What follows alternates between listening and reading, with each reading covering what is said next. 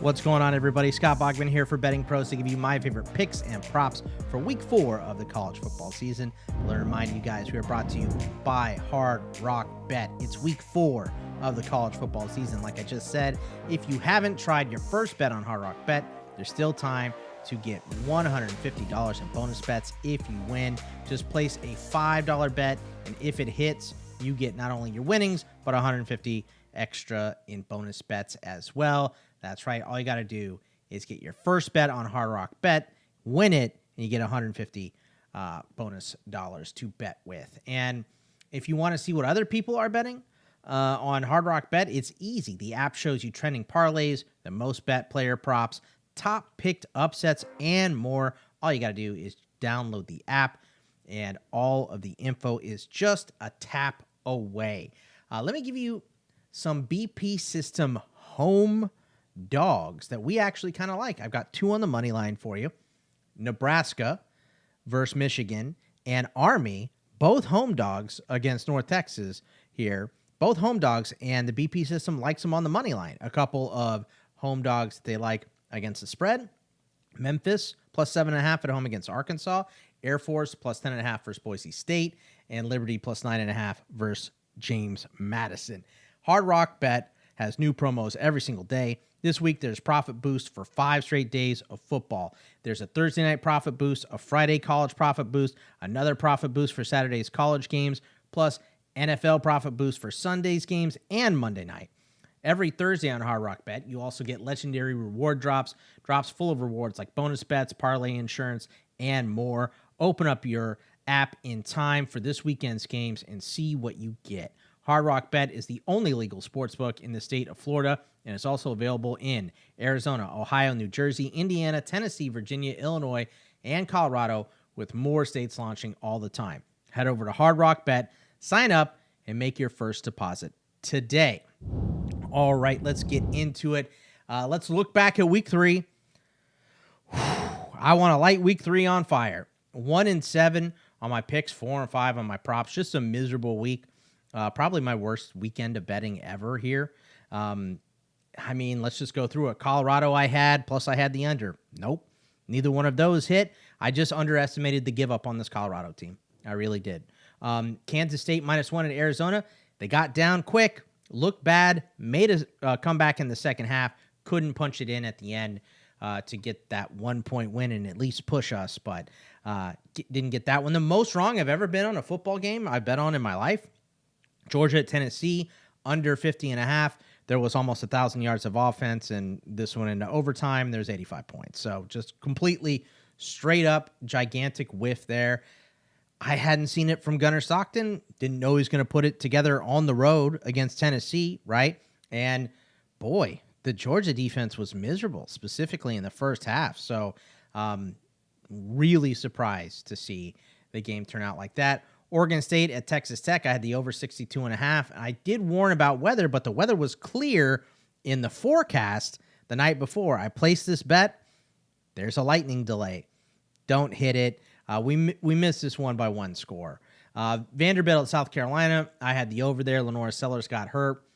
Probably wouldn't have got there with Lenora Sellers either. The one I did get last week, the Alabama team total over 33.5. They scored 38. Just thankful to get one. Ohio at Ohio State over 51. Wow. This one, I talked about this on the Monday show, so apologies if you heard me say it before. The ball hit the tight end in the hand at the end of the game. They could have gone for it again or passed a couple times. I believe there was 17 seconds left. They ran the ball, let the clock run out. So, the game was over. It was 37-9, but could have got my over. If the tight end had caught that ball, I get the over. But I didn't. So 1-7, the props. Noah Whittington showed up late on the injury report. Didn't play, so I'll just count that one as a loss. Other than that, we were 50-50. Hardy, Gronowski both got touchdowns. We had Baron Morton 4 touchdowns, and we got Kevin Coleman, over 55.5 receiving yards against Louisiana. But we missed Rocco Beck. That Iowa State-Arkansas State game was much closer than we anticipated, and Beck only had the 1 passing touchdown. Under on Oklahoma for Deion Burks. Under on Cam Coleman for Auburn against South Alabama. And Mekhi Lemon had 5 when I needed 5.5, obviously 6 catches against Purdue. But we're going to light that week on fire, and we're going to go right here into week number 4 and give you my picks here.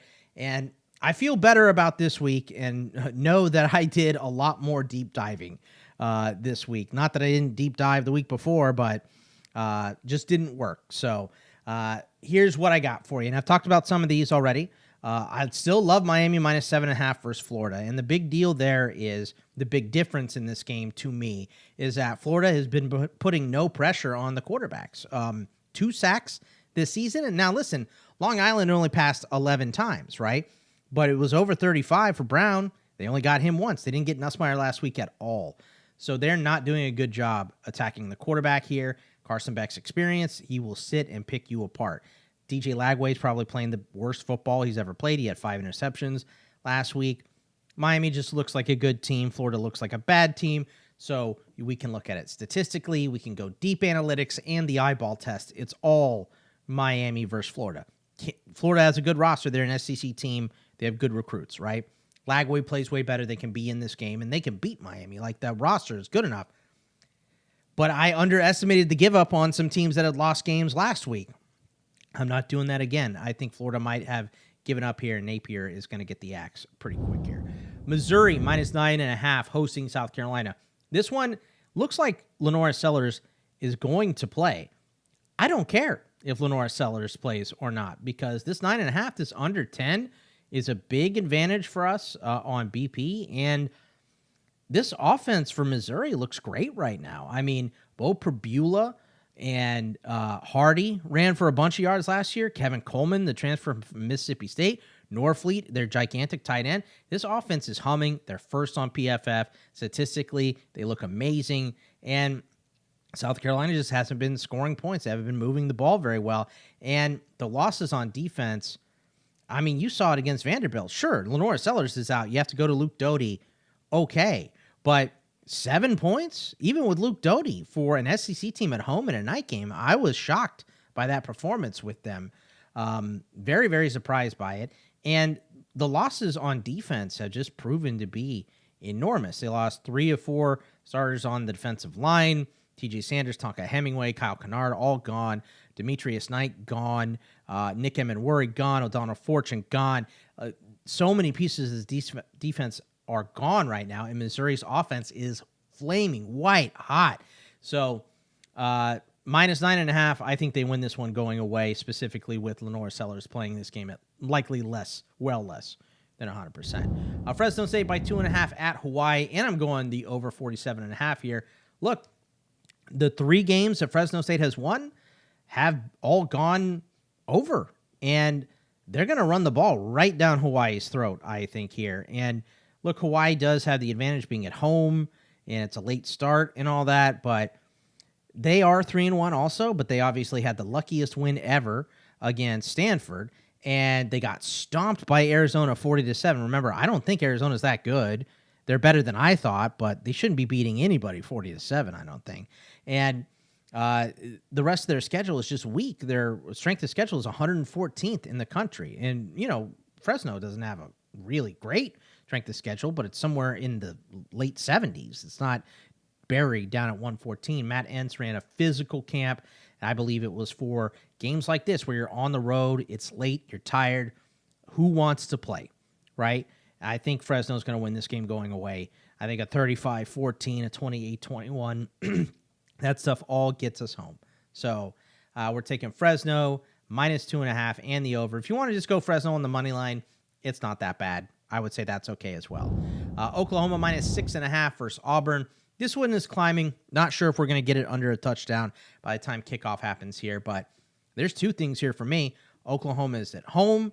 I think that John Mateer is better than Jackson Arnold, and Will Venables watched Jackson Arnold in practice the whole year. He has the complete book on Jackson Arnold. So while I do think that Jackson Arnold goes to Auburn and makes them a better team, he doesn't make them as good as John Mateer makes Oklahoma. Being at home with that defense as well, I think this could have been a good game if it was maybe at a neutral site or if it was at Auburn, but being at Oklahoma, I think Jackson Arnold's in for a long day here. So I'm going to take the Sooners and lay the points.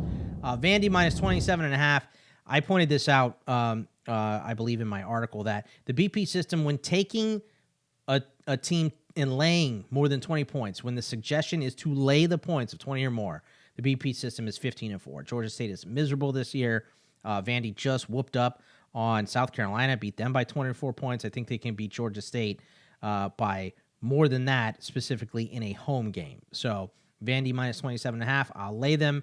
Purdue team total over 13.5 at Notre Dame. I like this one because Notre Dame's defense is leaky. We saw it against Texas A&M, right? Marcel Reed, known as a runner, not a passer, and he made it rain against the Notre Dame defense. Carson Beck looked good. This is an angry Notre Dame team, and they do need to start stomping people, right? Because you lose 2 games, don't have another ranked team on the schedule. Maybe USC gets there by the time they play USC. They don't have another ranked team, so they're just going to have to start murdering some of these teams. And they did beat Purdue 66-7 last year, right? And that was at Purdue. This is at Notre Dame. I think we're different, though. I think there's too much of this defense that's missing specifically. And Seth talked about this. Xavier Watts, him being in Atlanta, has completely reshaped the secondary. It's like he took a quarter of the field away. So big missing pieces. I think Purdue can fall into the end zone twice, specifically at the end of the game in garbage time. I have 2 conditional picks for you. So these are conditional. So let's wait on them. One is for news and one is for a line to move. So the first one, I want to take the points for Tulane on the road at Ole Miss. And I think Austin Simmons is going to play, but I think Tulane is a very good G6 team. BP is showing us a little bit of favor if this game gets to over 2 touchdowns. Right now it's 13.5. We want it to get to 14.5, somewhere in that neighborhood. We start to show value towards Tulane, and I like this team. I think it's a very good G6 team. I think they can stay in it at least for a little bit. And then this one is conditioned on news. Antonio Williams, we're going to go under 36.5 for the team total. Now, look, I know a lot of people have been saying, hey, Clemson is angry. Going to go out there and stomp people. Okay, well, I thought that in week 2 against Troy. It did not happen. And Cade Klubnik is a completely different quarterback with and without Antonio Williams. So this one is conditional, but if there is no Antonio Williams in this week 4 matchup, I am not going to take this bet, or I am going to take this bet under 36.5. But if he plays, complete stay away because maybe they do some stomping. If you're looking to up your game in sports betting, join our exclusive sports betting Discord community at bettingpros.com/chat. Not only can you connect with expert handicappers who provide free picks for the NBA, NFL, MLB, NHL, player props, live betting, and more, but now you can also participate in our weekly community picks, cast your vote. You can see how your picks stand up against the experts and track your success. Go and do it today at bettingpros.com/chat. All right, let's get to the props. I peeled back a little bit. Number one, not a lot of props available right now, which is kind of surprising. I'm recording this later Thursday, like a little touch before Thursday Night Football. This is a little earlier than I typically do it, but not a lot around. There was nothing for Florida State that I saw. So we'll see if we get some others. If I get some that I take, I'll tweet them out at Bogman Sports. But right now, for the touchdowns, we're going to go Haynes King versus Temple. We're going to go Arkansas, Taylon Green, the quarterback at Memphis. We're going to go Vandy. I think they're going to smoke Georgia State, and he scored 3 touchdowns in the last 2 games. Running back Cedric Alexander. Washington running back Jonah Coleman at Washington State. He scored 5 touchdowns last week. So Arizona State, Jordyn Tyson at Baylor, also 4 touchdowns in 3 games. So touchdown calls one more time. Haynes King versus Temple. Dude scored a touchdown in every game. Taylon Green at Memphis. Dude was huge in that loss to Ole Miss last week. Cedric Alexander versus Georgia State. Jonah Coleman at Washington State. And Jordyn Tyson at Baylor. The yardage and other props that I have, we're going to go over 1.5 passing touchdowns for Carson Beck against Florida. We talked about the lack of pressure that Florida has been putting on the quarterback. Caleb Banks, their nose tackle, probably going to miss this game or at least not be 100%. And Carson Beck, his touchdowns in his 3 games, 2, 2, and 3. And that's 7 in 3 games. I think he can easily get to 2 in this game. We're going to go for a big total here. Jeremiyah Love over 100.5 rushing yards versus Purdue. It took him 10 carries to clear this last year. So he had 23 carries last week. This is an angry team. They know their defense is leaky and they need to hold the ball. I think Jeremiyah Love gets like 15 to 17 carries in this game, and he probably has well over 100 yards against a Purdue defense. We're going to go to Kansas and take wide receiver Emmanuel Henderson over 43.5 receiving yards versus West Virginia. He's leading all Kansas wide receivers in targets. He is averaging 15.3 yards per reception, so that means he needs 3 catches in this game. And he has the longest reception for the Jayhawks this season, so he can make a big play and get a lot of this as well.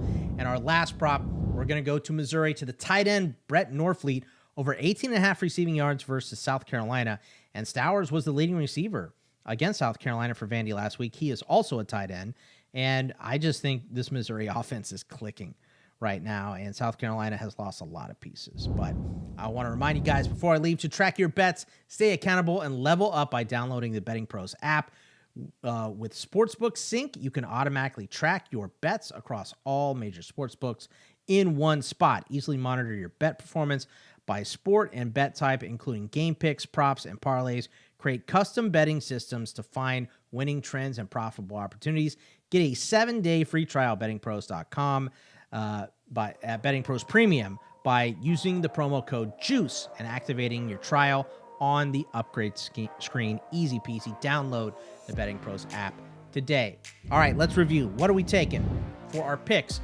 Miami minus 7.5 versus Florida. Missouri, we're laying 9.5 against South Carolina. We're taking Fresno State minus 2.5 at Hawaii and the over. We're taking Oklahoma laying the points, taking Vandy laying the points. We're taking Purdue team total over 13.5. 2 conditionals here. Tulane, if it gets to 2 touchdowns, we're taking the point. We're getting the points, at least 14. And then Clemson under 36.5, only if Antonio Williams is not playing on Saturday. Probably have to wait to Saturday for that one. Our props: touchdowns for Haynes King, Taylor Green, Cedric Alexander, Jonah Coleman, and Jordyn Tyson. Then we're going over 1.5 passing touchdowns for Carson Beck. We're going over on yards, 100.5 for Jeremiyah Love, 43.5 for Emmanuel Henderson, and 18.5 for Brett. That is all for me today. Good luck, everybody, and I will see you next week.